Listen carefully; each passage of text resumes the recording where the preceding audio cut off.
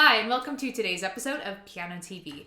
So today I wanted to approach the question that I've been asked in my studio before, and I've had discussions with my students about, and I think it's an important topic, and it's the topic of talent. Do you need to have talent to be good at the piano or whatever else you're working on? And there are as many opinions on this as there are piano teachers, so take what I say with a grain of salt, because what I'm saying is based on my own personal experiences, both from my upbringing but also in my piano studio. This is just to kind of get you thinking. And in general, I don't think talent is like super crucial. I don't think if you we'll get into all of that in a moment here. But yeah, in today's video, we're going to discuss what talent is. Do some people have it and some people don't have it? Is talent something that can be developed, and so on? So let's get started. What is talent? Well, Webster Dictionary defines talent as a special, often athletic, creative, or artistic aptitude, general intelligence or mental power, and the natural endowments of a person. So the idea with talent is that it's something you have naturally, implying that to some extent you're born with it. But I'll argue that for the most part, talent is created by environmental conditions. So it's less of something you're just innately born with, but something that you develop in your formative years. I truly believe that talent is something that is developed over time, usually unconsciously, without actually making strides to develop it. So perhaps we have this child, and let's just call her Sarah for convenience. Say Sarah's starting music lessons at age 6. The piano teacher considers her talented because of a variety of reasons, including things like she picks up on musical concepts quickly, her hand-eye coordination and fine motor skills are good, she understands rhythm intuitively, she has a sense of melody and tune, meaning she could probably carry a tune, she's not tone deaf, and she enjoys practicing and learns pieces quickly. When I have students that meet all of these criteria, I generally tend to consider them talented by default, but are those abilities something that just came out of thin air, just they were born with it? Or were they skills that they developed in their first 6 years of life? A child who can pick up on musical concepts really quickly is typically a child who's received a lot of really good early educational opportunities and is generally the type of child who is going to excel at school as well. Hand-eye coordination can be developed through a variety of early activities like early age sports, painting, writing, that kind of thing. And a child who does well with school is going to be more likely to practice the piano and enjoy practicing the piano, just because children who are good at school are generally children who are accepting of new challenges and struggles and aren't afraid to approach new challenges. The child who naturally has a sense of rhythm and melody and music is oftentimes a child who's had lots of early exposure to music, whether it be through singing or dancing, that kind of thing, usually the more active forms. So I don't find that passive listening creates so much of a difference for children, but actively being engaged in music does. And these are the children who are more likely to have a sense of rhythm when they start taking music lessons, or have a sense of tune, and they can kind of not be tone deaf. So in this way, I think that talent can be developed to some extent based on the environment that a person is in. So say Sarah, in our example, little 6-year-old Sarah, maybe she's never sat on the piano bench in her life, but she's good at school, she likes learning, she's had early music exposure, and etc. All of these factors will end up contributing to her so-called talent when she starts. I do want to make a note about physiology, because there are some people who are really musically gifted, and maybe they can sing really well, they can pick up on musical concepts really fast, but they have some issue with their physiology, which prevents them from immediately excelling at the piano.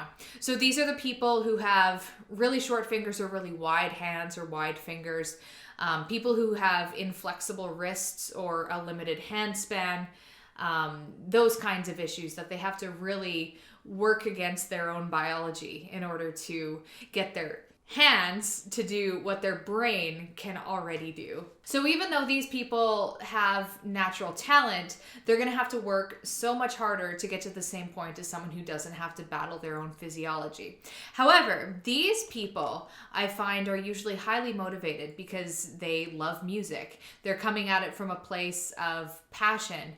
And you have to really be passionate about something to be willing to overcome your physical limitations to do it. And that's why I think even if you do have these limitations, it's not as big of a setback as it might seem, because that setback might be the thing that pushes you to work harder than you otherwise might have. And you can still develop your skills, maybe not to like a concert pianist level, but to, a very good level. Talent is also the kind of thing that makes learning fun, because okay, we naturally enjoy doing the things that we're good at, and we generally avoid the things that we're not good at. So using myself as an example with sports, I am horrible at soccer and I am horrible at basketball. I always have been.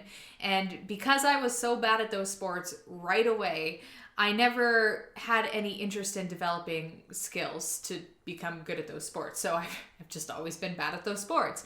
But with tennis and badminton, I wasn't at such like a low starting point, and I was okay enough at them when I began that I had a little bit of interest in learning how to get better. And that interest is what made me take tennis lessons and join competitive school badminton leagues when I was a kid. And that's how that little spark of interest was born from enjoying doing it in the first place, which was born from being not horrible at it in the first place. So sometimes that's, I think, how talent is developed. It's really connected to what you're interested in. And what you're interested in is really connected to what you're sort of just naturally good at. I feel like I'm going in circles here. Hopefully this is making sense. So if you don't have any musical aptitude whatsoever, you're probably not watching this video, and you're probably not going to have any interest in picking up a musical instrument. But if you have even just a little bit of an aptitude, just a little bit of a spark, you'll pay enough attention to music to start developing those skills. So things that you might do without even noticing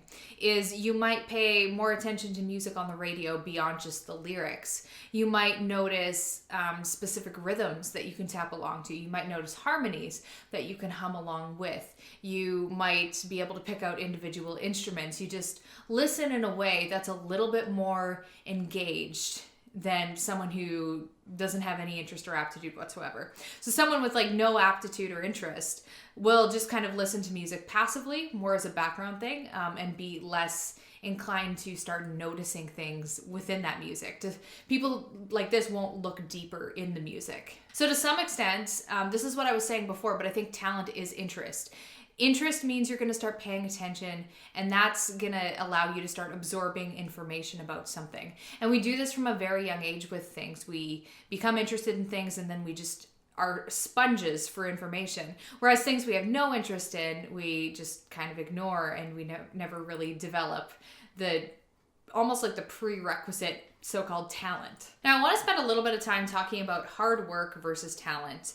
And I want to use my own upbringing as an example here. So I was raised in a family that really strongly believes in hard work. For example, my grandpa came from nothing but built a successful accounting firm without a college education or anything like that. And my mom is very similar. She's spent a lot of work and energy in her career to rise to the top of her career.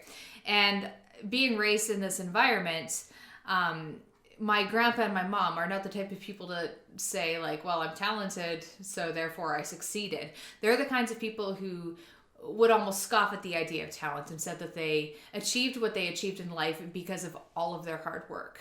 So talent and interest go hand in hand, but interest can be created by hard work. And the example that I want to use for this is my husband, Michael. And he claims to have had zero musical aptitude throughout his childhood. He wasn't involved in music at all until he was basically forced to join band in middle school. And he ended up deciding to choose percussion because in his mind, percussion was the instrument that required the least amount of musicality. However, Michael is not the type of person who's content to just be bad at something. If he's going to do something, he's going to do it well. So he spent a lot of time and effort learning rhythm, learning how to develop a sense of rhythm. And he always says that like he had no sense of rhythm. And other people that I've talked to confirmed that he was really quite terrible when he began. But he was really disciplined and he persevered. And he spent so much time playing the drums that his parents ended up getting him a small drum kit to practice on.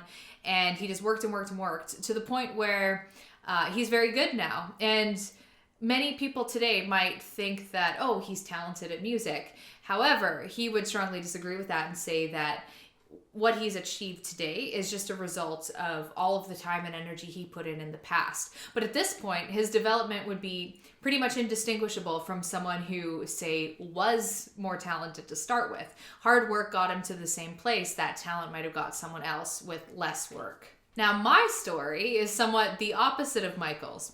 I was what you would consider a musically talented child.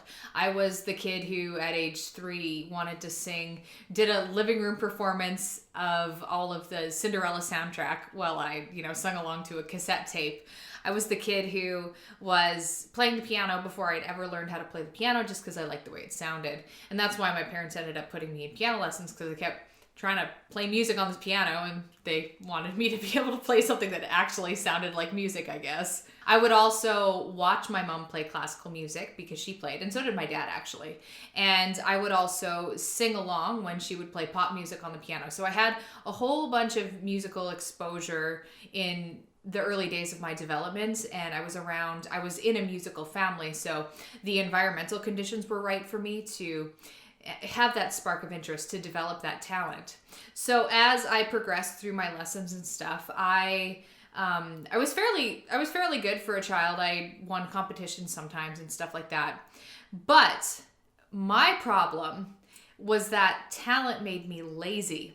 So since I felt like I was pretty good, I felt I didn't have to work as hard. So I didn't practice as much as my peers. And this ended up being something that I've really had to focus on and correct in my 20s and try to overcome. So if I had worked hard, like I actually practiced a lot more, I would have been able to make so much more of the talent that I originally had.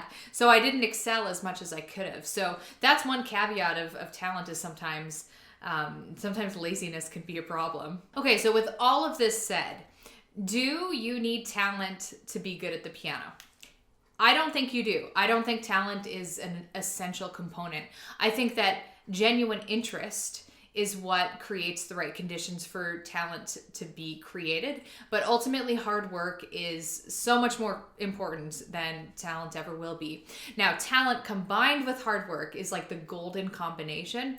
And these are the people who generally go the farthest in whatever they're pursuing. However, even if you can still evolve musically to a really high level even without that initial talent. So don't feel like you're going to be stuck at a beginner stage forever if you don't have that kind of that knack that some people seem to have. You might have to work harder and it might take you longer, but you'll still be able to achieve high levels of proficiency if that's what you want to do. You just might not ever be like at the highest levels. Like you might never be, Valentina Lisitsa or something like that. So with all of that said, I think I'll wrap up this video. Hopefully you enjoyed this discussion on talent. And if you have any further comments or anything you'd like to share, leave them in the comments below. I always like when you guys start these discussions, you usually have really intelligent things to say.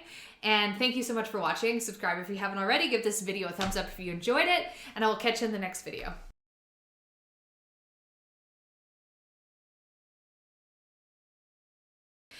For example, my grandpa came from nothing but built a success.